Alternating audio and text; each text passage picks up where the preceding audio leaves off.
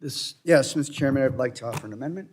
This amendment is number 3, I believe. The clerk will designate this amendment and distribute copies, and we'll pause until they've been distributed. Amendment number 3 on Medicare, offered by Mr. Higgins.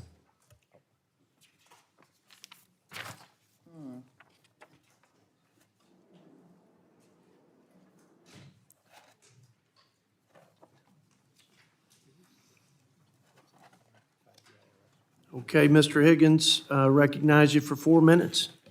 Thank you, Mr. Chairman. My amendment states that it is the policy of the resolution that Congress should strengthen and secure Medicare by making changes in law that would strengthen the traditional Medicare program and extend Medicare solvency.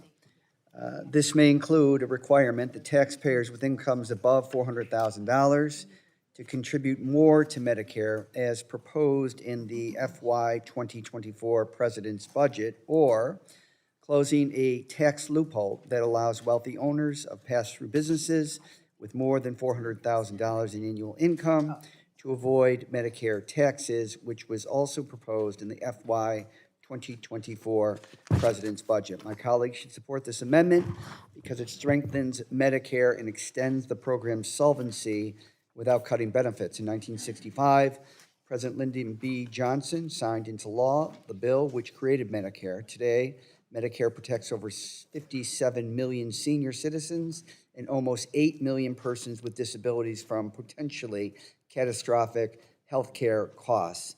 It has not only helped these millions of Americans survive, but thrive as well. Medicare is a commitment to honor the dignity and independence of senior citizens and disabled citizens. Despite the importance of this program in guaranteeing health security, without new revenue, the Hospital Insurance Trust Fund is expected to become insolvent by 2031. Democrats and President Biden have introduced proposals to strengthen Medicare and extend its solvency. The President's 2024 budget strengthens Medicare for another generation by extending the solvency of the Hospital Insurance Trust Fund by at least 25 years without cutting benefits or raising retirement age, ensuring millions of Americans can count on Medicare to be there for them. On the other hand, my GOP colleagues have repeatedly tried to cut Medicare benefits and move toward privatizing it. This resolution opens a path to cut Medicare benefits and move toward privatization. Millions of Americans have been working their whole lives, paying into Medicare with every working day, and want to know that they can count on Medicare to be there for them when they retire. Given the vital importance of Medicare, we must commit to protecting and extending its solvency. While the chairman's Mark states that it supports, quote, bipartisan solutions, it does not commit to strengthening Medicare without cutting benefits. We must commit to extending the solvency of the Hospital Trust Fund. Requiring taxpayers with incomes above $400,000 to contribute more to Medicare and closing the tax loophole that allows wealthy business owners to avoid Medicare taxes are common sense proposals. I hope we can work together to find bipartisan solutions to address Medicare solvency, and I urge my colleagues to adopt this amendment.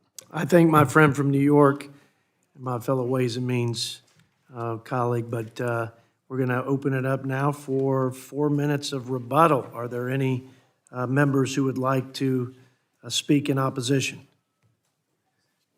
Dr. Burgess, Dr. Burgess, you are recognized for 5 minutes. Thank you, Mr. Chairman. Look, Medicare, incredibly important program. It's the promise of health security, and it's critical that we preserve, protect, and defend the Medicare program. In his State of the Union address in February of this year, President Biden said, "I will not cut a single Social Security or Medicare benefit."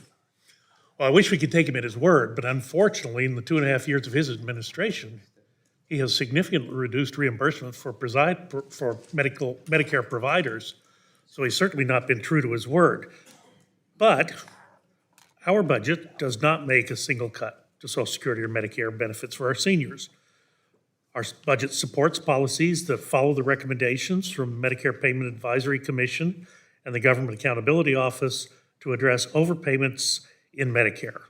For example, our budget supports equalizing payments for the same service through a site-neutral payment program, a policy being advanced in a bipartisan manner in authorizing committees in this Congress. In addition to saving the Medicare program money, this common sense policy will lead to lower out-of-pocket costs for our nation's seniors. I think we can all agree that the Medicare program faces significant long-term fiscal challenges, particularly with an aging population and rising healthcare costs. Over the next 75 years, the Medicare trustees report that more than $53 trillion are in unfunded liabilities or unfunded promised benefits. But I do want to share, as I did in my opening statement on this hearing, I do want to share a little good news with the Budget Committee. I'm going to ask unanimous consent to put into the record an article from the New York Times, of all places. It's entitled, "A Huge Threat to the U.S. Budget Has Receded, and No One is Sure Why." So I'd ask unanimous consent to put this into the record. Also point out. Without objection, so ordered. Also point out an article in the Fiscal Times that, along the same lines, said that if the per beneficiary expense had continued from 2010 to 2019, the spend would be some $3.9 trillion higher than it actually is. So what happened over that decade that resulted in that lower spend? And I would submit there are a number of factors in play here, but one of the principal ones was the Medicare Part D program that passed in 2006 that where the benefit actually began to be used by people. We know that if you treat disease earlier and consistently, you will actually, the healthcare spend will be lower. So finally, I would like to ask unanimous consent to put into the record, this is a CBO report prepared for the chairman of the Senate Budget Committee, Mr. Sheldon Whitehouse, actually detailing this lower spend in the last decade in Medicare than what had been anticipated. Without objection, so ordered. So this is why our Budget Committee supports the creation of a bipartisan debt commission, tasked with looking at things like this and making recommendations on policy solutions to address the fiscal challenges within Medicare and Social Security, including the long-term unfunded liabilities. Unfortunately, the amendment before us right now supports enacting proposals in President Biden's fiscal year 2024 budget that will harm the solvency of the Medicare program. If you recall, the president's budget proposed expanding the Democrats' IRA price controls in Medicare, which is killing the development of promising new medicines for patients. The very things that resulted in the lower Medicare spend 2010 to 2019, this president wants to eliminate those.